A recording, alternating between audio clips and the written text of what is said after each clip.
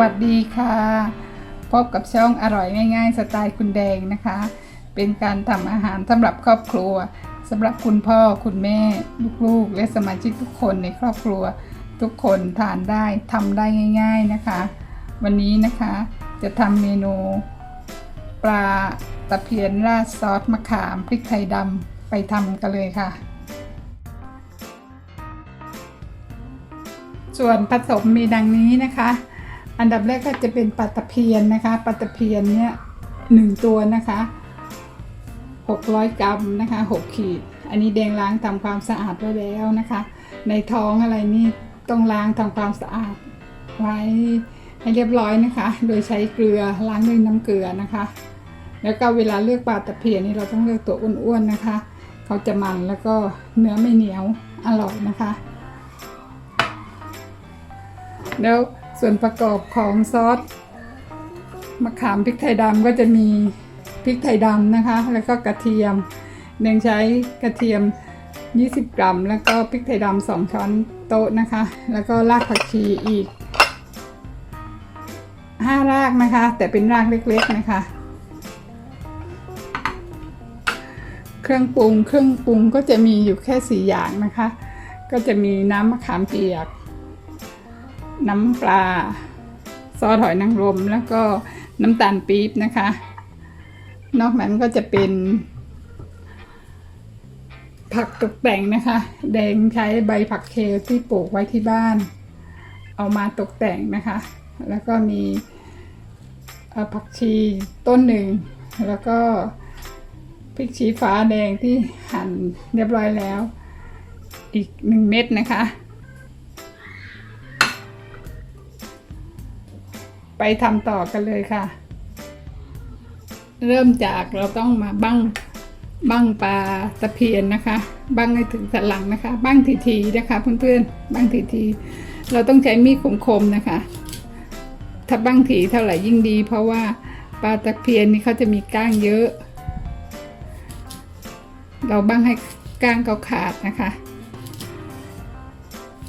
แล้วเวลาไปทอดนี่กรอบแล้วก็ก้างเขาก็จะเล็กๆทานได้ค่ะ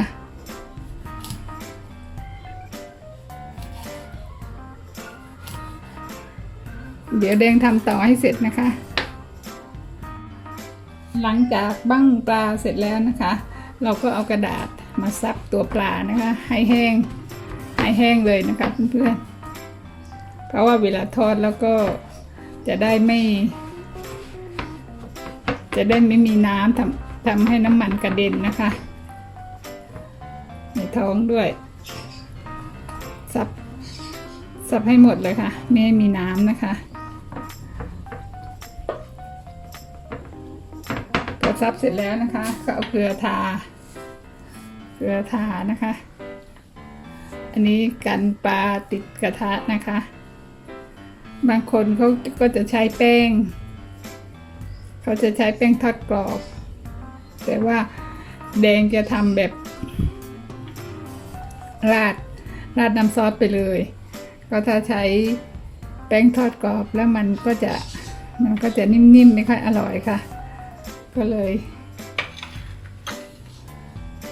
ทาเกลือนิดหน่อยนะคะ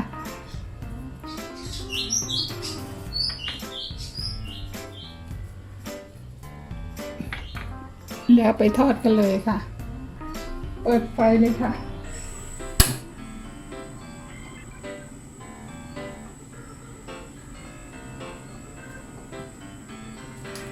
แล้วก็เติมน้ำมันไป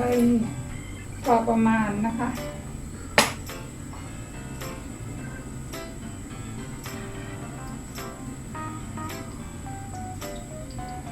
ให้เหมาะกับตัวปลาของเรานะคะแต่แดงจะไม่ใช้น้ำมันเยอะเพราะว่าเสียดายน้ำมันค่ะแดงจะมีเทคนิคในการทอดไม่ให้ปลาติดกระทะนะคะเราต้องพยายามให้น้ำมันเคลือบกระทะทั่วถึงนะคะแล้วก็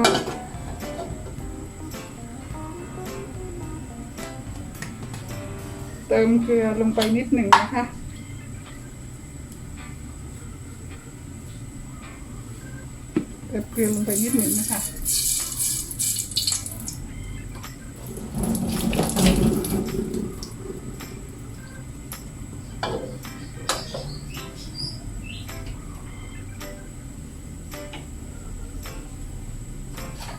เอาปลาลงไปทอดเลยค่ะ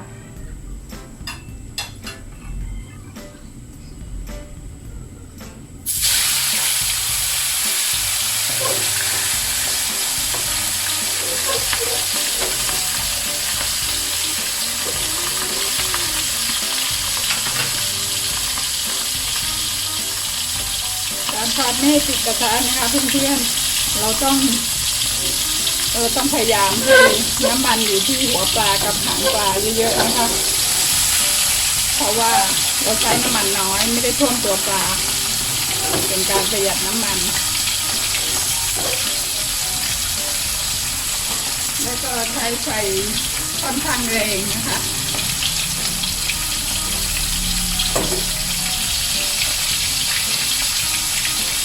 ตรงกลางนี่ก็น้ำมันก็ทั่วถึงอยู่แล้วตรงกลางตัวปลาแต่ว่าหัวปลากับหางปลาเนี่ยค่ะ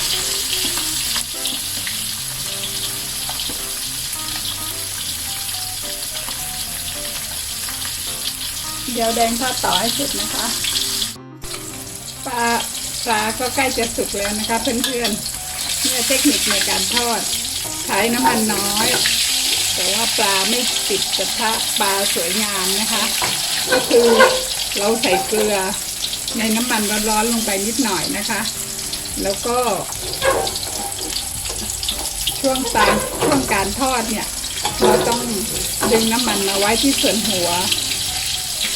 แล้วก็ส่วนหางนะคะให้น้ำมันเยอะๆอยู่ที่ส่วนหัวและส่วนหางเพราะว่าตรงกลางนี่ยังไงมันก็เจอน้ำมันนะคะเพราะว่าแดงไม่ได้ใช้น้ำมันเยอะแดงเสียดายน้ำมันนะคะเหลือก็เอาไปทำอย่างอื่นไม่ได้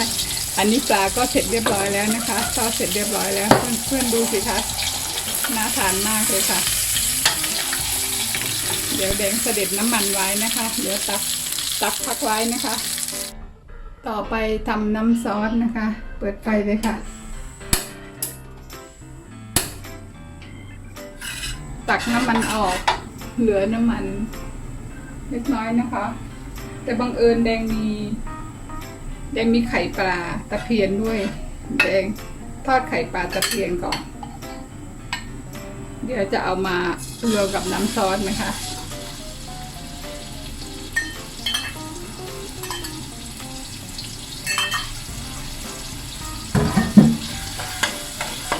ทอดไข่ปลาตะเพียนก่อนเดี๋ยวมาทำน้ำซอสแล้วน้ำซอสของเราจะอร่อยนะคะเดี๋ยวทำต่อนะคะทอดไข่ปลาตะเพียนเสร็จแล้วนะคะก็จะเก็บพักไว้นะคะปิดไฟก่อนเพราะว่าเขาจะกระเด็นค่ะให้กระเด็นน้ำมันแล้วก็พักไว้นะคะ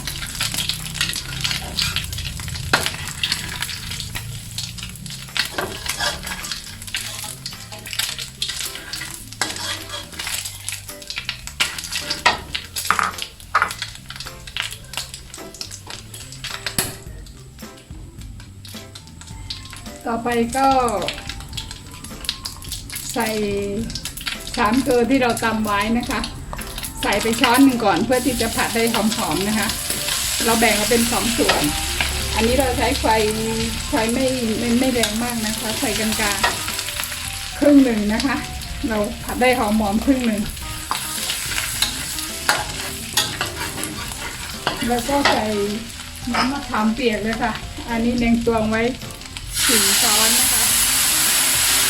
น้ำมะขามเปียก4 ช้อน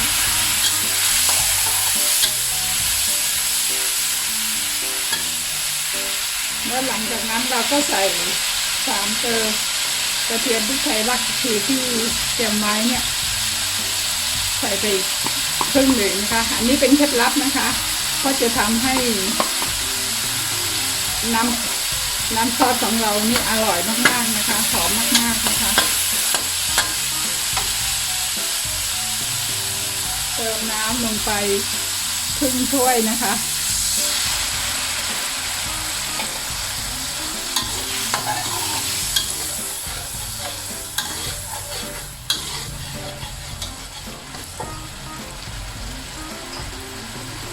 เติมเครื่องปรุงเลยค่ะรอบแรกนี่แดงจะเติมน้ำตาลปี๊บ1 ช้อนโต๊ะนะคะน้ำตาลปี๊บ1 ช้อนโต๊ะอันนี้เปิดไฟอ่อนๆนะคะไม่ต้องเปิดไฟแรงนะคะ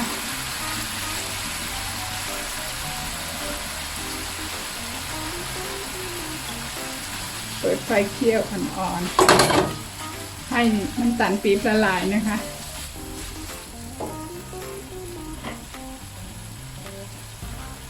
แล้วเติมน้ำปลาไป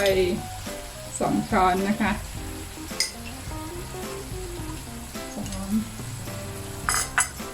เคี่ยวเลยค่ะ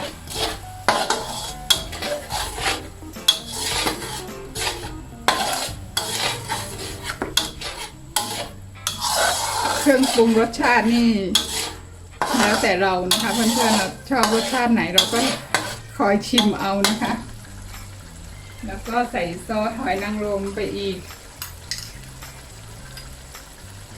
1 ช้อนนะคะ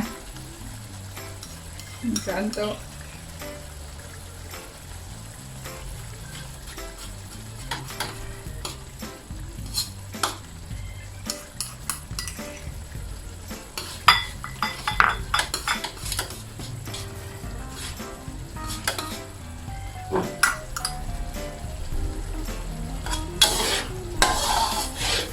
น้ำตาลละลายแล้วแล้วก็เคี่ยวต่อนิดหน่อยนะคะเดี๋ยวก็ชิมรสชาตินะคะว่ารสชาติได้ประมาณไหนนะคะ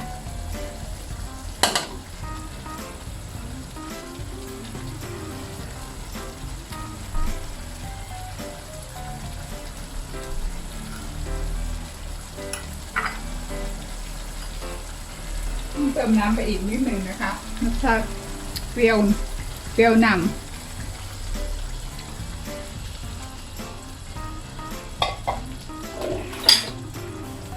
แล้วเติมน้ำตาลปี๊บไปอีกสักครึ่งช้อนนะคะ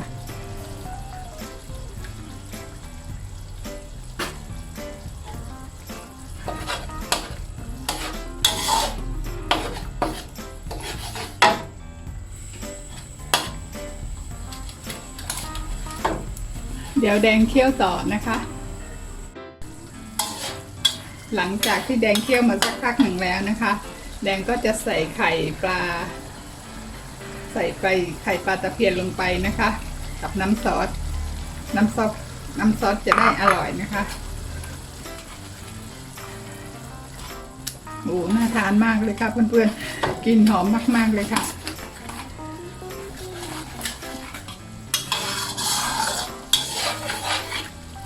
เดี๋ยวขอชิมรสชาติอีกครั้งหนึ่งนะคะ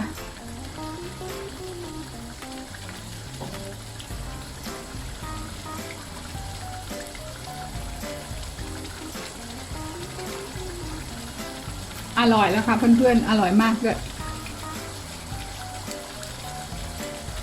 รสชาติเปรี้ยวเค็มหวานอร่อยพอดีเลยค่ะเพื่อนๆดูน้ำซอสนะคะเข้มข้นมากๆเลยค่ะเดี๋ยวตักราดปลาเลยค่ะปิดไฟเลยค่ะแดงจัดจานเสร็จเรียบร้อยแล้วค่ะแล้วก็ในน้ำซอสก็มีไข่ปลาตะเพียนด้วยอร่อยมากๆเลยค่ะเพื่อนสามารถทำเองได้ง่ายๆที่บ้านนะคะเคล็ดลับมีไม่กี่อย่างนะคะเคล็ดลับในการทำก็คือเวลาเราทำน้ำซอสมะขามเราเอากระเทียมพริกไทยครึ่งหนึ่งนะคะที่เราตำไว้นี่ไปเจียวให้หอมพอเจียวหอมแล้วอีกครึ่งหนึ่งเราก็เอาไปใส่ไม่ต้องเจียวนะคะจะทำให้หอมกระเทียมพริกไทยมากๆแล้วก็รสชาติจะเข้มข้นนะคะแล้วก็มีเคล็ดลับอีกอย่างหนึ่งก็คือการทอดปลานะคะการทอดปลาไม่จำเป็นต้องใช้น้ำมันเยอะเพราะเราเป็นบ้านเราไม่ได้เป็นร้านอาหารที่เขาจะทอดวันละหลายตัวเราก็ใช้วิธีการก็คือ เอาโรยเกลือลงไปในน้ำมันร้อนๆนิดหนึ่งนะคะแล้วก็เวลาทอดให้น้ำมันอยู่ที่ส่วนหัวและส่วนหางมากที่สุดนะคะอยู่ส่วนหัวบ้างส่วนหางบ้างแต่ตรงกลางไม่ต้องไปเน้นเพราะว่าตรงกลางยังไงเขาก็โดนน้ำมันอยู่แล้วค่ะทอดแบบนี้ก็จะปลาก็จะไม่ติดกระทะนะคะปลาที่ทอดก็จะสวยงามค่ะขอบคุณที่ติดตามชมนะคะถ้าชอบกดไลค์กดแชร์กดติดตามแดงด้วยนะคะสำหรับวันนี้แดงขอตัวไปก่อนค่อยเจอกันคลิปหน้าสวัสดีค่ะ